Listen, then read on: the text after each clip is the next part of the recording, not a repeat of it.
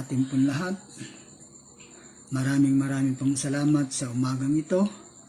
Salamat po sa patuloy natin na pakikinig po ng salita po ng Panginoon dito po sa programa ng House of Refuge Community Center po, mga kapatid, at maging sa mga tagapakinig ng programang ito.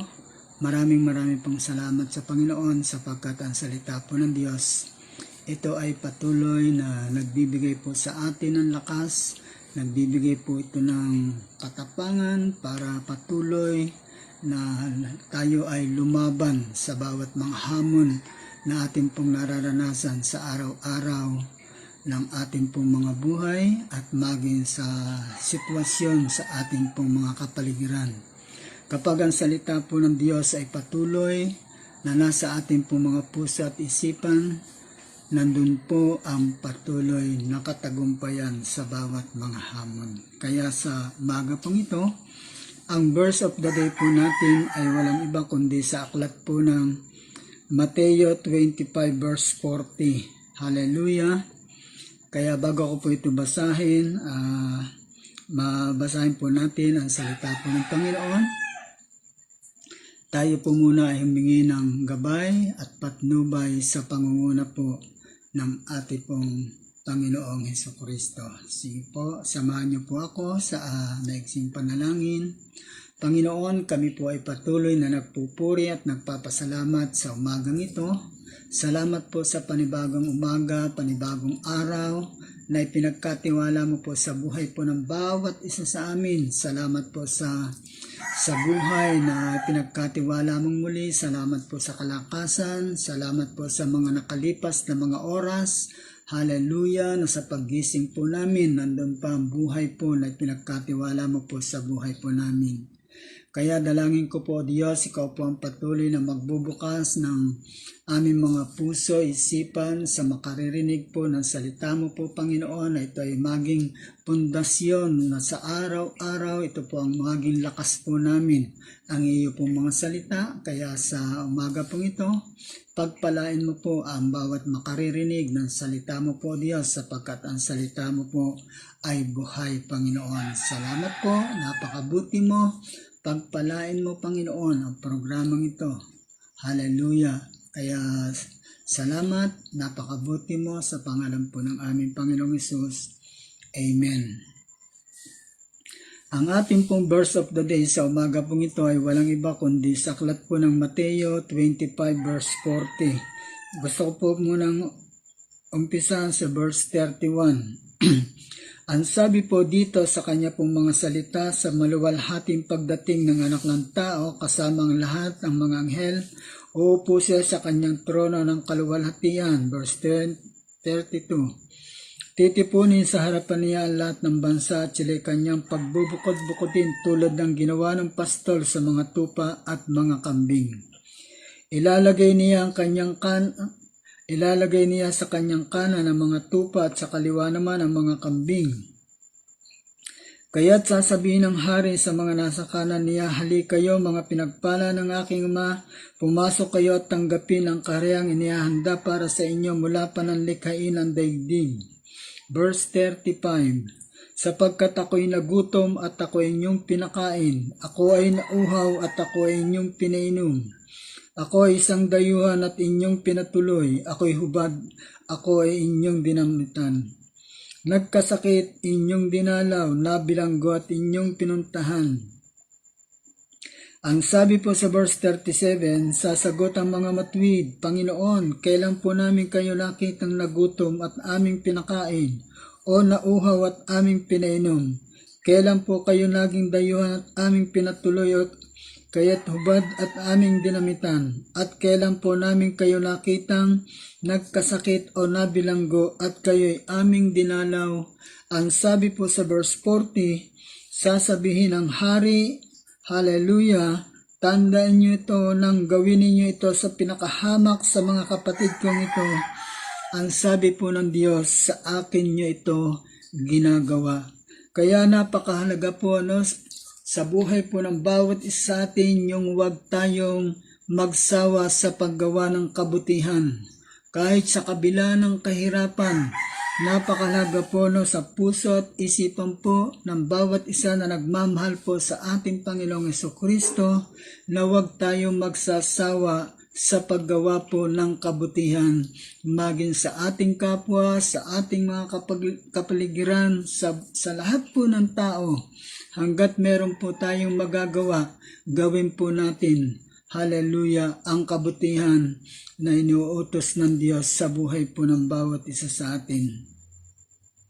Ang sabi po niya, hallelujah, sasabihin ng hari, tandaan niyo ito nang gawin niyo ito sa isa sa mga alagad ko. Siya man ang pinakahamak.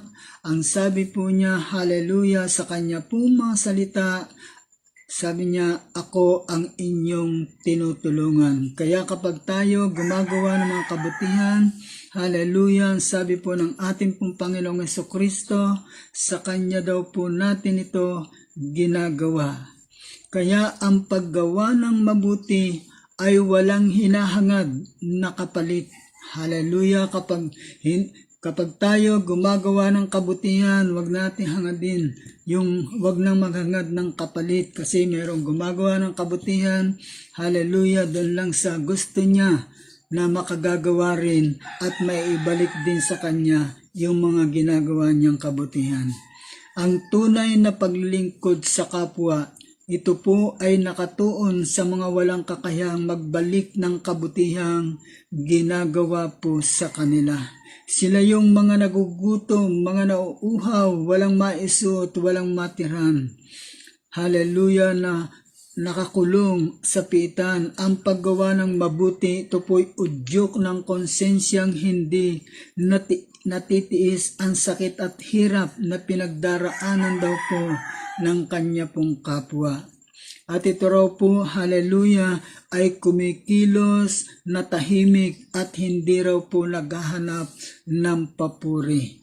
Kaya ganun po, no, ito po ay napakahalaga, yung pong paggawa ng kabutihan, lalo na po sa ating kapanahunan, sa kahirapan ng mga nararanasan, sa ating pong mga kapaligiran, kagutuman. Napakahalaga po kung kaya mo rin lang gawin po natin at ang sabi po ng ating Panginoong Hesukristo, sa akin nyo ito ginagawa. Kaya ang paggawa ng mabuti, wala po itong hinahangad na kapalit. Hallelujah.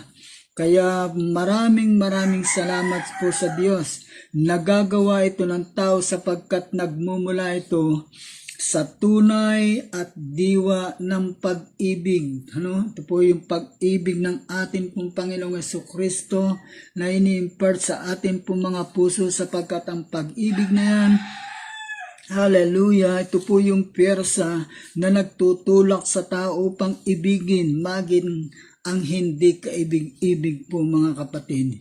Hindi sila napapagod, hallelujah, napakainin ng mga nagugutom, hindi sila napapagod na painumin ang mga nauuhaw, hindi po sila napapagod na damtan ang hubad sapagkat ang buhay na nagniningas ang pag-ibig sa kanila pong mga puso.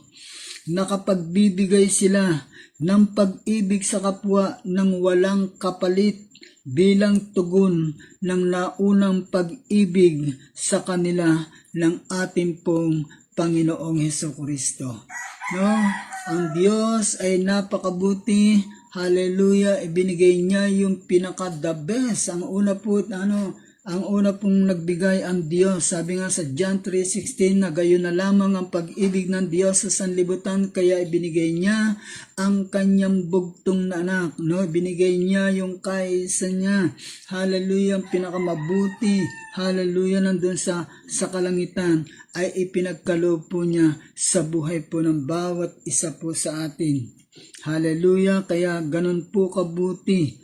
Walang kondisyon ang pag-ibig po ng Diyos sa sangkatauhan, kaya't sa gayon din ang nararapat na maging uri ng pag-ibig ng tao sa kanyang pong kapwa, na kapag gumawa ng kabutihan, wala kang nangad na kapalit, hallelujah, kundi ito'y yung pong pagmamahal na inilagay po ng Diyos sa puso po natin. Ito po yung pwersa, hallelujah, na magtutulak upang gawin po natin yung nais ng Diyos na gawin po natin po sa ating pong kapwa. Kaya marami pong salamat sapagkat ang Diyos, hallelujah, ang siyang patuloy na gumagawa upang magawa po natin ang mga bagay na ito na inuutos po ng Diyos sa buhay po ng bawat isa sa atin, sapagkat kinukurot ng pag-ibig ang puso ng tao sa tuwing nahahantad po siya sa pangangailangan ng kanyang kapwa. Ang mga taong ito ay may mamabuting puso at sensitibo sa pangangailangan ng kapwa sa tuwing nakakakita sila ng pangangailangan ng iba na hindi natutugunan, hindi sila nakakatulog at nagdurugo ang kanila pong mga puso sa kalungkutan. Hallelujah, ang matulungan ang kapwa ang nagiging marubdob na layunin nila sa kanila pong mga buhay. Kaya napakahalaga po na itong sinasabi po dito sa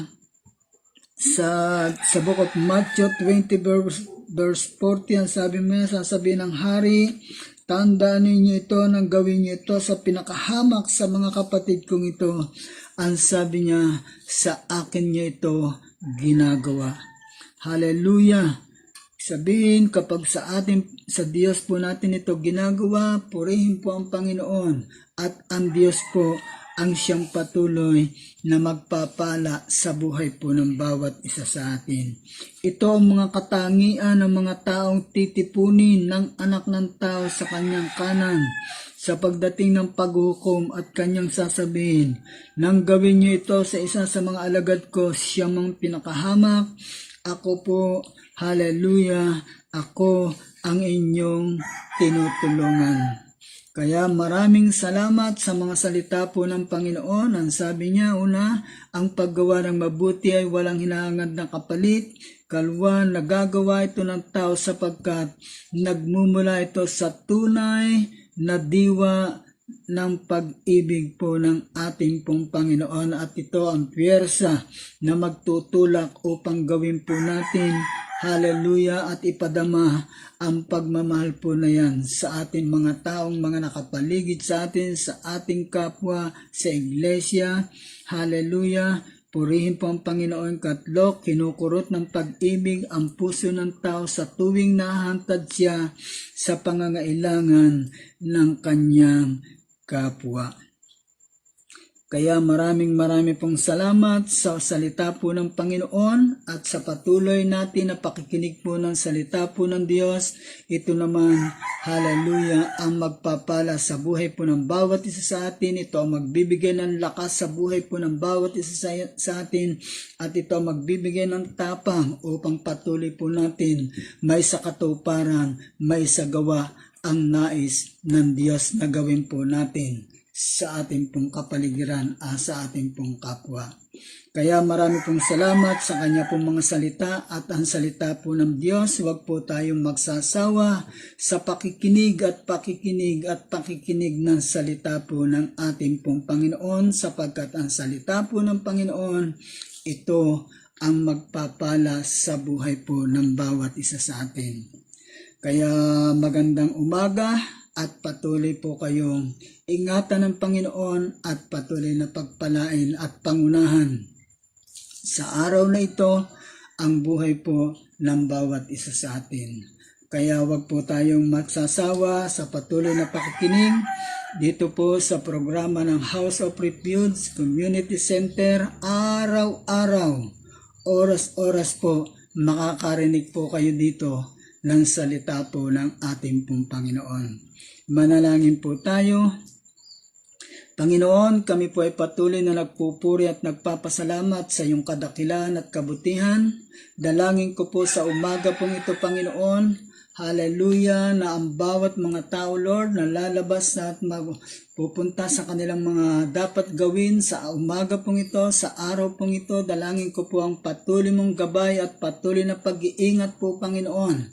Maging sa amin po mga kapatiran, maging dyan sa lugar po ng Taiwan, dyan sa Qatar, sa iba't ibang panig po ng mundo. Hallelujah, dito po sa bansang Pilipinas. Lord, marami pong salamat. Ikaw po ang mag-iingat at patuloy na gagawa. Hallelujah, sa buhay po ng bawat isa sa kanila. Samahan mo po sila, Panginoon, at patuloy na ingatan at patuloy na pagpalain po, Panginoon.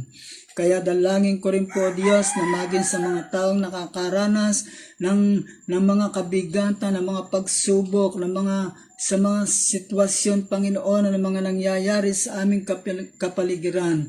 Tulungan mo po sila at patuloy na bigyan ng lakas na papagtagumpayan ang bawat sitwasyon na kanila pong nararanasan, Panginoon.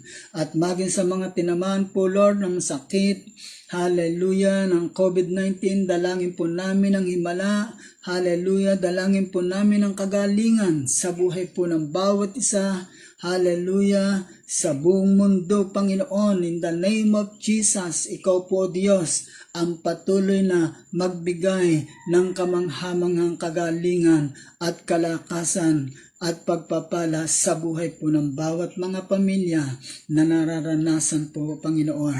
Hallelujah. Kaya marami pong salamat sa umaga pong ito. Pagpalain mo po, Panginoon. Hallelujah. Ang bawat mga nakarinig ng salita mo po sa umagang ito at pagpalain mo po, Panginoon, hallelujah, ang programang ito, Panginoon, na patuloy na lumago katulad ng isang halaman na sa tabi po ng batisan, Panginoon. Tulungan mo po at patuloy na pagpalain ang House of Refuge Community Center po, Panginoon, na maraming mga tao ang matulungan po, Panginoon. Hallelujah, at maraming tao na matulungan na matanggap ang kaligtasan na nagmumula po sa iyo, Panginoon. Salamat po, Diyos. Napakabuti mo. Marami pong salamat sa pangalan po ng aming pong Panginoong Yesus. Amen.